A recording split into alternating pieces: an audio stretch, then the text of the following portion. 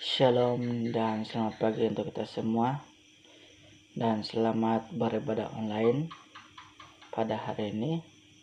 Yaitu saudara yang kasih dalam Yesus Kristus, sebelum kita mulakan ibadah kita pada pagi ini, lebih baik kita dasari dengan doa. Saya akan pimpin kita dalam doa yang kedengaran. Mari kita berdoa. Allah Bapa kami yang ada di surga Tuhan, terima kasih atas nyataanmu sepanjang malam tadi. Sekali lagi Tuhan, kami bangkit pada hari ini oleh anugerah-Mu Tuhan. Demikian juga Tuhan, Engkau memimpin kami sekali lagi dalam ibadah online ini. Yaitu segala kuasa roh jahat mengganggu kami ya Tuhan. Kata kami mencurkan ya Tuhan. Biarkan kasih-Mu berada di tengah kami, sehingga tidak dapat mengganggu kami. Demikian juga Roh Kudus-Mu Tuhan, turut membantu kami, supaya firman yang disampaikan mudah kami pahami ya Tuhan. Itu Tuhan, kami siapkan hati kami untuk mendengar firman-Mu pada pagi ini. Kami mulakan ini dalam nama Tuhan kami, Yesus Kristus. Haleluya. Amin. Nah, jemaat yang kasih dalam Yesus Kristus. Nah, satu bacaan kita pada pagi ini, kalau kita adalah kitab, baik bertulis, baik elektronik, mari kita melihat di dalam Mazmur 32 ayat yang pertama hingga yang ke-11. Mazmur 32 ayat yang pertama hingga yang ke-11. Nah, saya tidak akan baca firman Tuhan ini, tapi kita akan baca di Alkitab kita masing-masing. Nah, tema yang kita pelajari pada pagi ini yaitu berbahagialah mereka yang diampuni. Berbahagialah mereka yang diampuni. Nah, siapa yang berbahagia?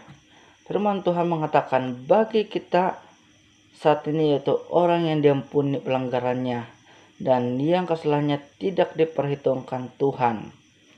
Dalam nas ini kita dapat melihat perbedaan ataupun kontrak antara orang yang hidup dalam dosa dan orang yang diampuni Tuhan dosanya. Kita mendapat pengajaran yang berharga melalui pengalaman hidup Daud ketika dia melakukan dosa dan ketika Tuhan mengampuni dosanya. Nah, dosa itu akan membuat kita lemah dan lelah. Dosa itu adalah beban yang berat dan seperti terik panas yang mengeringkan sampai ke tulang-tulang. Nah, Tuhan Yesus mengatakan bahwa dosa itu adalah penyakit yang mematikan, yang segera harus disembuhkan sebagaimana yang dikatakannya. Bukan orang sehat yang memerlukan tabib, tetapi orang yang sakit. Nah, kita boleh melihat itu dalam Matius 9 ayat yang ke-12. Nah, dosa adalah penyakit yang mematikan yang segera harus ditangani, dan penawarnya hanya satu, yaitu Tuhan Yesus sendiri. Nah, mukjizat terbesar yang pernah dilakukan oleh Tuhan Yesus bagi kita manusia adalah pengampunan dosa. Nah, mukjizat yang terbesar yang pernah dilakukan oleh Tuhan Yesus bagi kita manusia adalah pengampunan dosa. Nah, kenyataan ini terjadi bagi orang yang merasa sehat. Kenyataan ini terjadi banyak orang yang merasa sehat, merasa bahagia akan kehidupannya dalam dosa, ketika ada orang yang tidak merasa melakukan penyembuhan dan perawatan akan sakit yang ada dalam dirinya. Dia mengabaikan Tuhan Yesus, tidak membutuhkan persekutuan yang intim dengan Tuhan Yesus. Dalam hatinya, aku berbuat dosa, tidak berdoa, tidak beribadah, tidak ada apa-apa yang terjadi pada diriku. Nah, aku tetap hidup, boleh makan, bekerja, dan mencari uang. Namun firman Tuhan mengatakan, dosa adalah penyakit yang mematikan. Cepat atau lambat akan makan jauh dalam tubuh kita dan membuat kita pada kebinasaan. Nah, saudara yang kukasihi dalam Yesus Kristus, ini seringkali terjadi dalam kehidupan. Secara kita melihat banyak orang mengaku itu adalah Tuhan, tapi dia melakukan dosa. Nah, Ada yang mengatakan dia percaya Tuhan tapi dia tidak melakukan apa yang Tuhan mau. Nah, ada juga yang mengatakan saya minum, saya merokok, saya dapat bekerja juga, saya dapat makan. Nah, saya dapat mencari duit, dia katakan mencari uang. Semuanya dia boleh lakukan, dia masih sehat hingga hari ini, walaupun dia tidak ke gereja. Nah, ada orang yang mengatakan seperti itu. Tapi cepat atau lambat, apa yang dikatakannya adalah akan membinasakan dia kemudian hari. Bukan hari tapi kemudian hari. Ada yang bila dia merasa sakit, baru dia mencari Tuhan. Ada yang ketika dia sehat dia mencari Tuhan. Ada ketika dia dalam pergumulan baru dia mencari Tuhan. Ada yang bila tidak ada pergumulan dia tidak akan mencari Tuhan. Ada juga yang merasa senang dalam kehidupannya dan dia akan sukar mencari Tuhan. Karena misal nyaman yang ada dalam hatinya. Nah, saudara yang kasih dalam Yesus, selanjutnya firman Tuhan menyapa kita tentang kesediaan. Nah, firman Tuhan menyapa kita tentang kesediaan Allah untuk memberi pengampunan dosa bagi setiap orang yang mengaku dosanya. Tuhan Yesus memberikan dengan cuma-cuma, sebab itu adalah anugerah dari Tuhan. Nah, dia akan memberi kelegaan bagi kita. Namun, yang terpenting adalah orang yang diampuni dosanya mau untuk belajar dan dituntun kepada jalan yang benar. Nah, mau dituntun dalam jalan yang benar. Nah, apakah Anda telah siap untuk belajar atau mau dituntun oleh Tuhan? Nah, apakah Anda telah siap? Nah, karena pengampunan dosa yang dibagi oleh Tuhan adalah cuma-cuma. Ada orang yang bertobat tapi tidak mengaku dosanya. Tidak ingin mengaku dosanya. Nah, itu yang dikatakan Tuhan. Tapi Tuhan sangat baik kepada Anda dan saya. Dia mengasihi kita sehingga dia memberi kita yaitu pengampunan dosa yang cuma-cuma. Nah, oleh itu saudara yang kasihi, ingatlah bahwa Tuhan sangat mengasihi Anda dan saya.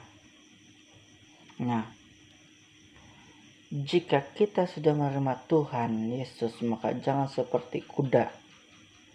Jika kita sudah menerima Tuhan Yesus, jangan seperti kuda, ataupun seperti hewan yang seperti kuda yang ditarik dari hidungnya. Nah, kuda yang tidak berakal, yang seperti kuda yang tidak berakal. Nah, jika kita sudah menerima Tuhan Yesus dalam hidup kita, maka jangan menjadi orang Kristen yang kaku. Beriman kepada Tuhan Yesus bukan seperti kuda yang dikendalikan oleh tali. Beriman itu bukan sebatas datang beribadah, memberi persembahan ataupun mengaku ataupun mengikuti aturan-aturan gereja. Namun jika kita sudah menerima dalam diri kita Yesus sebagai Tuhan dan Juru Selamat, nah, Dia adalah Tuhan yang bangkit dari kematian. Artinya Dia adalah Tuhan yang hidup, yang ada bersama dengan kita dalam setiap aspek kehidupan yang kita jalani. Nah, seperti yang saya katakan tadi, jangan sebatas datang ibadah saja. Jangan sebatas datang ke ibadah saja. Nah, memberi persembahan ataupun mengikuti aturan-aturan gereja. Nah, jangan sebatas seperti itu. Ada yang saya melihat dalam kehidupan sehari-harian ketika saya masih bujang dahulu, sebelum saya bertobat, dan saya akui ini, ketika ibadah saya datang ke gereja hanya waktu persembahan saja. Ketika kantong kolektor diedarkan dan ketika itu saja saya akan datang dan memberi. Setelah saya memberi dan saya akan kembali. bersama kawan-kawan. Nah, sampai sekarang tren itu masih ada. Datang gereja hanya memberi dan balik. Sebanyak yang seperti sekarang. Nah, tapi kalau musim macam sekarang, musim perintah kurung ataupun PKP, sangat suka untuk ada ibadah. Jadi kita akan ibadah dalam keluarga. Nah, tapi ada segelintir juga ada keluarga mungkin tidak dapat membuat sekutuan ibadah. Nah, ada keluarga juga mungkin yang terobses dengan YouTube, jadi tidak dapat ibadah bersama dengan keluarga. Jadi kadang-kadang untuk ada yang mementingkan diri sendiri tanpa membawa ahli keluarganya beribadah. Nah, oleh itu kita dilihat Tuhan. Kita dilihat Tuhan, apakah kita benar-benar tulus ataupun setia melakukan ibadah keluarga. Jangan hanya menyatakan bila gereja buka, bila ada ibadah, tapi di rumah tidak melakukan ibadah. Nah, itu sebab orang yang percaya kepada Tuhan dikelilingi dengan kasih setia. Sekali lagi, sebab orang yang percaya kepada Tuhan dikelilingi dengan kasih setia. Orang yang telah menerima Yesus adalah Tuhan dalam hidupnya, sejatinya akan bersaksi dalam diri bahwa Tuhan ada bersama-sama dengannya. Maka tidak ada lagi keraguan, kebimbangan, dan ketakutan. Namun kita percaya bahwa dengan kasih setia Tuhan menuntun kepada rencangannya yang terbaik dalam hidup kita, yang ada pada diri orang yang diajar dan dituntun oleh Tuhan adalah sukacita dan sorai-sorai. Itu saudara yang kasih dalam Yesus, berbahagialah mereka yang diampuni Tuhan, karena pengampunan Tuhan adalah cuma-cuma. Itu percayalah setiap hari bahwa Tuhan menuntun kita. Diampuninya itu semua adalah anugerah. Dan mari kita berdoa untuk firman ini. Saya akan pimpin kita dalam doa yang kedengaran. Allah Bapa kami yang ada di surga ya Tuhan, kami bersyukur ya Tuhan atas nyataanmu sepanjang ibadah online kami pada hari ini. Tuhan, kami serahkan semua di tangan-Mu atas melalui firman ini, hingga ia berakar dengan panjang, berbuah dengan lebat, hingga menjadi berkat orang-orang sekeliling.